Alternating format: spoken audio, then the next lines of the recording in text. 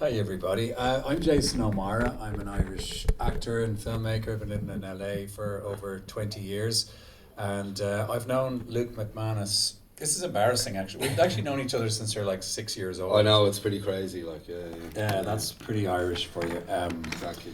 But what we couldn't, I suppose, predict is that we both end up in the film and television business, which is how we've able to reconnect kind of over these years. Exactly. And I went to see North Circular for the first time last year at the Santa Barbara Film Festival, where it was received really well. And we went out for dinner afterwards. We had a chat, Right. And now I get to do sort of the same thing. Except Right, exactly, yeah. People. So, well, let's just to kick us off, Luke. I suppose what I really want to know first of all is, what was the genesis of this? What was the seed, the idea, the inspiration for North Circular? Well, I suppose ultimately it's where I live, like it's the neighbourhood I live in. So I live in Grange Gorman, where Sean Atuma plays the tin whistle at my local shop. So I've been living there since the 90s, more than half my life now, and it always struck me as this very interesting, kind of complex, just a curiosity provoking sort of neighbourhood. And I was kind of I like making films about places. You know, like my first short drama was about Electric Picnic. It was like a story that happened at Electric Picnic. I kind of find like places and buildings is where I begin. And what I loved about the North Circular Road is what it connected together, from financial services centre to, you know, Orson Ucklorome, where the president lives, and some of the most deprived parts of the city. And like it was almost like that Dickensian layers, urban layers of every single, or like The Wire or something, you know what I mean? It just had that kind of depth to it. So it was kind of knocking around for ages, and it never happened, as so many films do. But one thing I've learned is, if a film sticks around in your head, even though it's not getting made, that probably means you need to get it made at some stage. How long did that take? Oh, from first idea, probably about 10 or 11 years. But it was kind of like a notion. I was like, that'd be cool to do that, and then nothing happens. And then some guy brought out a film called North Circular Road, and I was like, balls, you know, this guy has fucking made my movie, the bastard. And then I watched the trailer, and it had nothing to do with the North Circular Road, so I was like, okay. But it kind of put a bit of a rocket under me, you know. And then I tried to get it done for TV, and it would have been really bad, and it got knocked back, and thank God it did, because it would have been absolutely a compromised project, you know. And then lockdown came along, so it was like, right, if I'm ever gonna make this movie about the immediate area around where I live, then this is the moment, you know. So the lockdown sort of made the film happen in a weird sort of way, the COVID pandemic. So yeah, it was a very bad time on a lot of levels, but creatively it was pretty good time for me, you know. And where'd you get the idea to make music such a central part of it? Obviously you had the place, right? You had the, yeah, you know. Yeah. Like I had this idea about the road, but then I'd also worked with a band called Lancome, there's two of them in the film. One of them sings The Banks of the Nile, and the other one's interviewed at the Cobblestone protest. But they're the sort of the Velvet Underground of the new Irish folk scene. You know, they're amazing. But one of them lived across the street from me, and then I got talking to him, and I did a video with them for their song called Old Fire, and that was a black and white 4:3 film that had unaccompanied Shanno singing in it, and it had this kind of very intense, timeless quality. So for ages I had like do a project like that in my head, and then I had a North Circular project, but I didn't realise they were the same project for like 3 years or something. My mind works pretty slowly. So then eventually it was like, right, I can make the North Circular film with music in black and white, and that's what you just watched. That's right. Well, we want to throw some questions out to the audience. So have a think. I'm going to ask Luke one more question, but have a think about what you might want to ask him while we have him. What was I wanted to ask you now? I remember you telling me how low the budget was, and I was shocked. And I don't know if you want to talk about it. You were shocked. I was well fucking shocked, you know. but it is ridiculously low. I mean, basically. But what's ridiculous is what you achieved with it. Well, that's what's ridiculous. Thank you. That's kind. I mean, it's astonishing, you know. Yeah, I think the deal was you get a low budget, but it's the Arts Council, so they fund artists and artistic work in Ireland. So they just go, here's a certain amount of money. but we're not going to give you notes. We're not going to tell you what to do. We're not going to. All they said was, don't be commercial, don't be televisual, express yourself, and we'll see you in 15 months. So it's funny, I was doing a panel with a friend of mine who's got some Netflix thing, and it's like a drama, or Apple, and I was like, oh man, you're doing so well, you've got all this money and resources, and he's like, yeah, I have 28 different people giving me notes. And I had 0 people giving me notes. And I think ultimately I'm not a great note taker, you know. Like I'd rather have no money and just make the film I want to make. It's a pity you you know? can't have both. Well, it would be lovely to have both. It would be lovely to have both. But I think ultimately, yeah, this project was very much a kind of just roll the dice and hope they come up 666. And I was very lucky. A lot of very lucky stuff happened, you know. Well, talk a bit about that. What exactly? Because clearly a few things had to go your way in order to achieve what you achieved with a budget like that. Yeah, yeah. So what were a couple of those things? Well, just like, you know, here, Paddy, give me a shot at that cannon, and then 2 crows come out of it. You know what I mean? Like, and you're like, whoa, you know? Like, Or she's singing a song about gold, and the gold medalist bus goes by. Well, that was an editor. You see, that's a genius. That is John Murphy, because, and I do have to give him props because he was a very important person in making of this film. I mean, one of my pet hates is when you go to the movies theater and you see a film by Luke McManus, because it's like such bullshit. You know, you've worked in loads of films. They're not by any one individual. It's nonsense. Like the beauty of a film is that it's a collective endeavor. You know, it's a community. And there was loads of people made huge contributions to this film, but John Murphy, the editor, probably made the most. And because I'd recorded that footage of Lisa, and I was being a bit hard on myself, going, it's kind of crap looking, and it doesn't really work. And the song's great though. the song is amazing, but like all I can hear every time I watch it is me dropping the lens cap in the second verse. You can kind of just clank, you know, like nobody else gives a shit about that stuff. But actually, his point, and I think it was a good one, is yeah, it's a magnificent song, but there's also a real sense of immediacy from that shot being a bit janky and scrappy, but it feels like you're sitting beside her in the pub, like, you know, you know, and I think that has its own aesthetic. And the lyrics, yeah, exactly. I mean, he said, "What do you think of this with this?" And I was like, "Wow, yeah, amazing." Yeah. You know what I mean? But even stuff like, you know, those guys playing in the wasteland, and then the 2 little girls come along to applaud them. You know, that wasn't set up. Like, I mean, that just happens, and camera guy managed to capture it, and you know, and that stuff just kept on breaking our way. You know? Yeah. But I think sometimes, like, I was at a really low ebb career-wise going into this film. I was kind of like, I'd been sacked off a job. I was like feeling a bit miserable, and it kind of gave me that opportunity to exercise a lot of demons, and I kind of went into it with the right attitude, I think, and that comes back at you then, you know. I think. Yeah.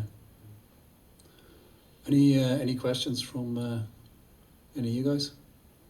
Yeah. Did you, in choosing the music and the musicians for the film, did you go around and just film performances and that's what was edited and we see in the film? Or did you choose your musicians first? Right. So, bit of both. So Gemma Dunleavy, who's that amazing woman at the end, the young girl, she was in the film since the start. Like I was a huge fan of Up the Flats, and I knew she like represented that end of the road in terms of her community, and I'd seen on Twitter that she wanted to make documentaries, so I reached out to her. So she was in the proposal, and then the band Lankum, I don't know if you remember the guy, he's singing The Banks of the Nile near the start. He's got the kind of handsome looking punk dude, his band. So they were in the film from the word go, but then a lot of it came together very close to the, I mean, I used to just bump into people, like the guys playing the uilleann pipes at the start on the Wellington Monument. I literally was walking around the park and met them one day, and they were playing, and I was like, do you want to come back in 2 days and be in my movie? And they were like, sure, yeah. So there was quite a bit of that went on.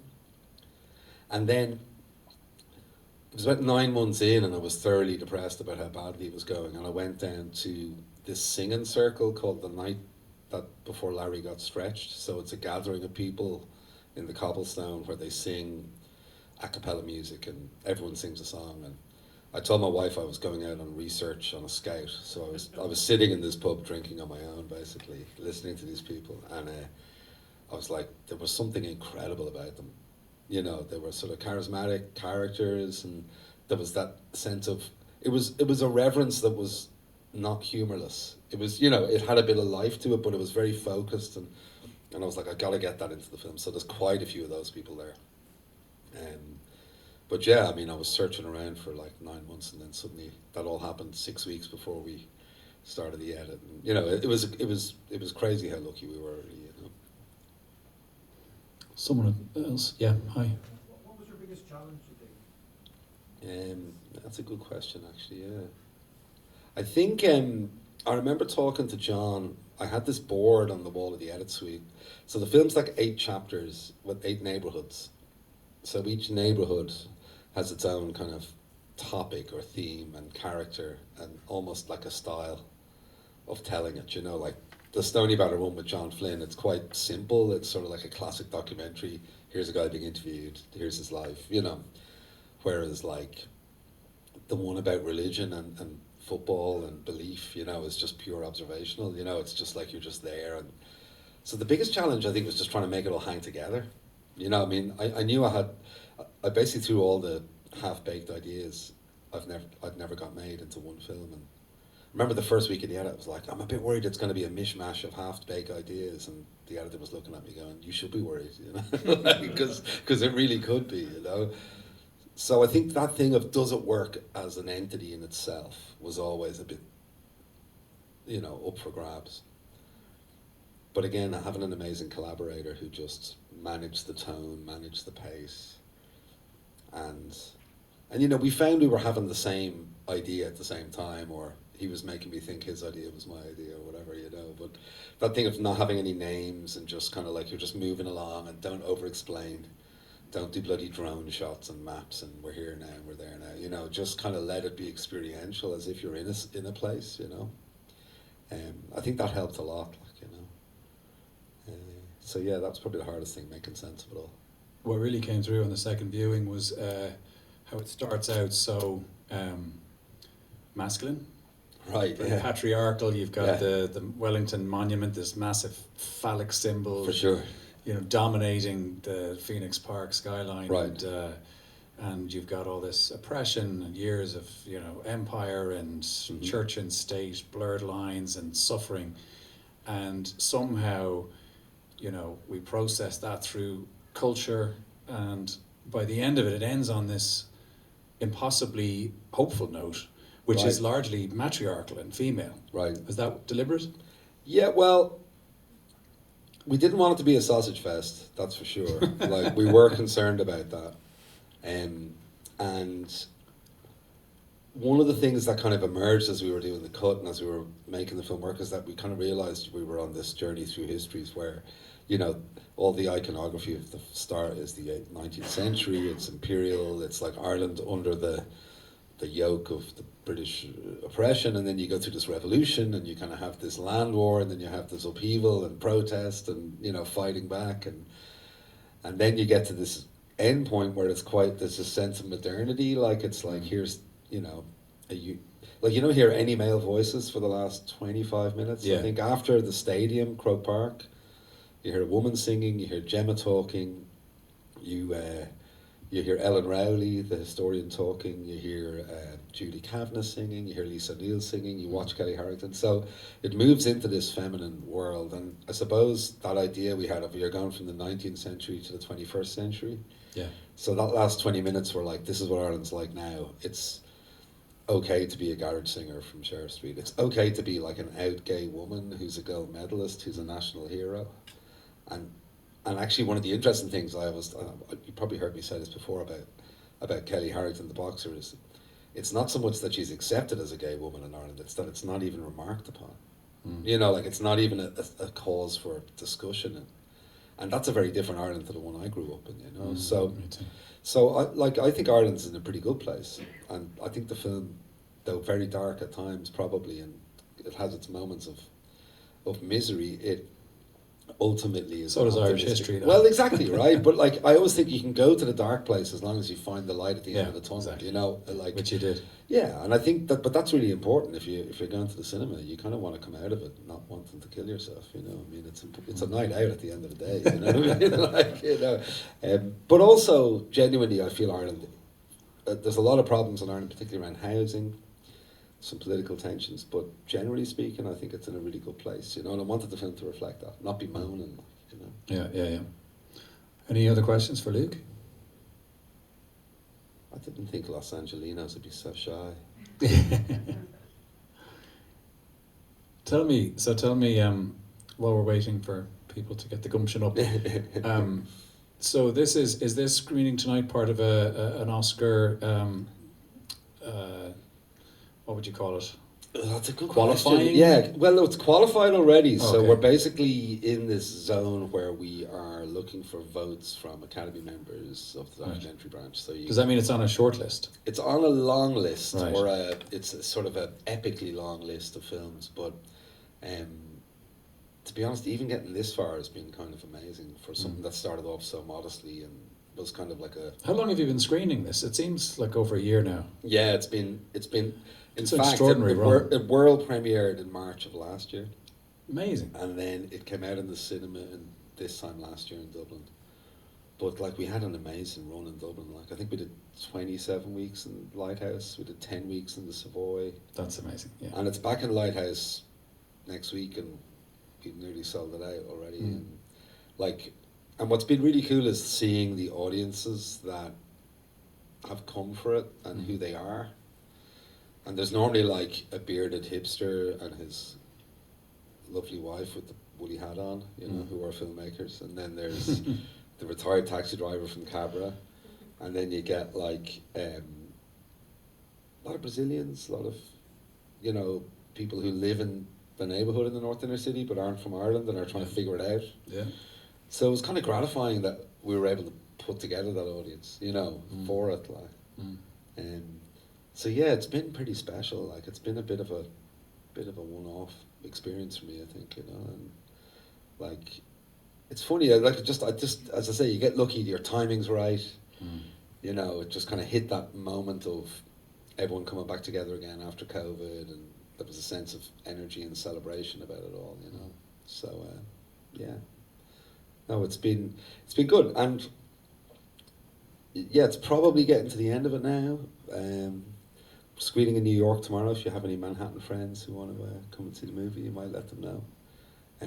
Screening in the Maisels Documentary Centre in Harlem, which is set up by Albert Maisels, the great documentary maker, and it's around the corner from the Apollo, and it just feels like the right north side of town. Music, gentrification, Perfect. Yeah, all that big gritty, So yeah, that's gonna be fun.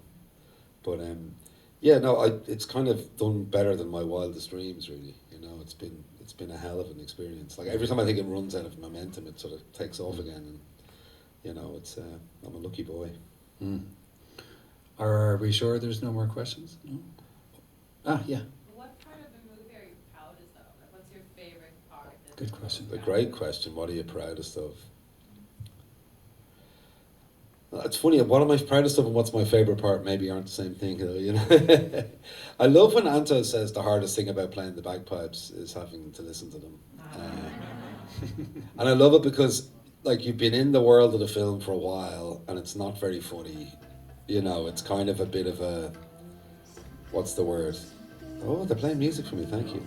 But it's a slightly kind of humorless film at the start, so I love that first joke because you can kind of feel everyone relaxing in the room a bit and going, oh, thank God there's a few jokes in here, And I think the whole engagement I had with Sean Atuma, the tin whistle player, was, really complex and high stakes, and, him sharing his whole life story with me was pretty... Are they trying to get us out of here playing this music, or what are they doing? They're playing you off like the Oscars. Do you think that's that it? I gotta get used to this. We'll wrap it up now in a minute. Yeah, but I mean, to be honest, like, there's so many. I noticed something in it. I was watching the first 20 minutes and I spotted something that I hadn't seen before, and I've seen the film like 40, 50 times. So it's kind of mad how it keeps delivering stuff for me. You know what I mean? Like, it's weird. What was your favorite bit?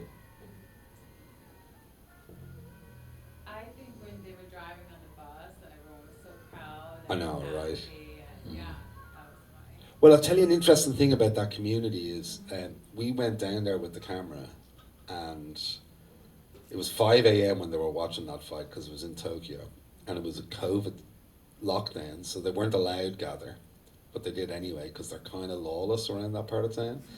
And there'd been a very serious gangland feud right on that street for the previous 2 years, and a lot of people have been killed. And it was particularly the women were saying to us, "Oh my God, you normally come here when we see you guys, it's because someone's been killed." You know, when they see a tripod and the camera, they had this like anxiety response of someone's dead. And so for them to see cameras and tripods and crew there, you know, to record this really wonderful moment, so it really amplified that sense of pride, and it was very cathartic and healing, I think, for those people.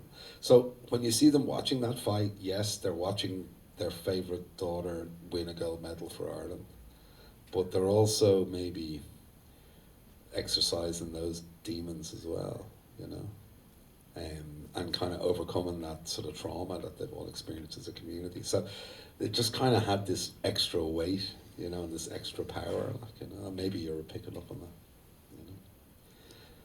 We have someone here from Ireland, and she's a singer, and I thought, would any of you guys like to hear somebody sing before we all go home? Yes, please. Can we get a round of applause for Trina, please? Okay.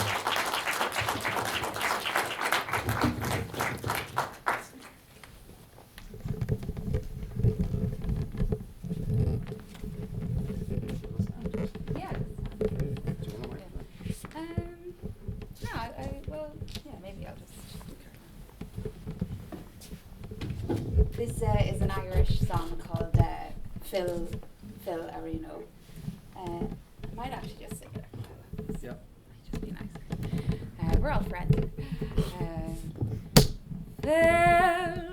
Phil Arino. Phil Arino is nach immune. Phil hushlas sto. Maran sagar dogona an winisto. Hul misha hus is a vus. Imiota groinoega ragume.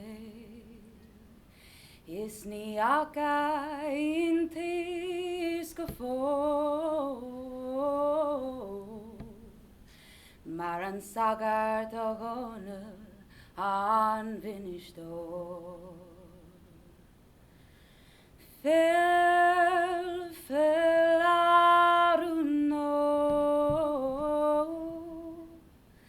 Phil Aruno is nach immune.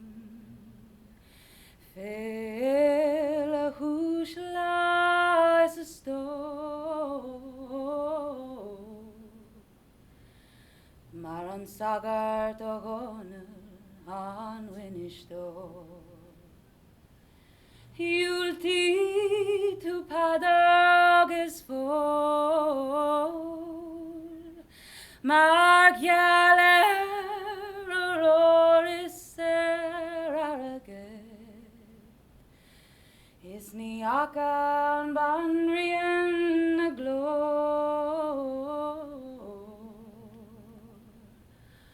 Agus yulti tu igota an winisto.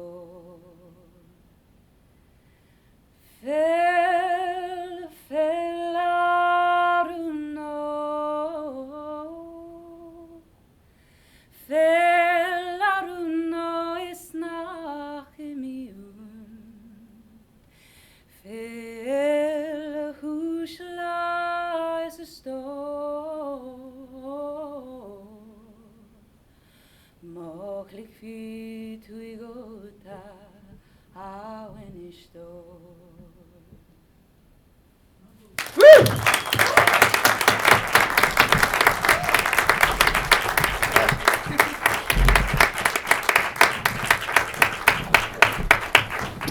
Thank you so much for coming, guys. We're going to have a little drink outside if you want to have a bit of a chat or just hang out. You'd be more than welcome. Thanks a million everybody for coming. It's a great night. Thanks, Philip. Congratulations. Very good.